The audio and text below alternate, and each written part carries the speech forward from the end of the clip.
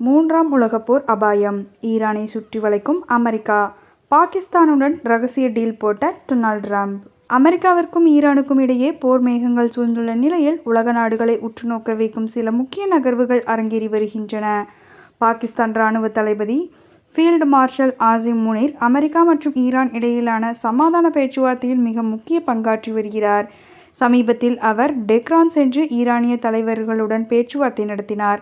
அமெரிக்க அதிபர் Donald Trump Asim முனீரை தனது விருப்பத்திற்குரிய field marshal என்று பாராட்டியதோடு அவர் மேற்கொண்டு வரும் அமைதி முயற்சிகளுக்கு தனது ஆதரவை தெரிவித்துள்ளார். டிரம்ப் பாகிஸ்தானுடன் நெருக்கம் காட்டினாலும் அமெரிக்க பாதுகாப்பு நிபுணர்கள் மற்றும் ஆய்வாளர்கள் இதற்கு ஒரு சிவப்பு எச்சரிக்கை விடுத்துள்ளனர். அசிம் முனீருக்கும் ஈரானின் புரட்சிகர பாதுகாப்பு படைக்கும் இடையே உள்ள நெருங்கிய தொடர்பு அமெரிக்காவின் நலன்களுக்கு பாதிப்பை ஏற்படுத்தலாம் என அவர்கள் அஞ்சுகின்றனர்.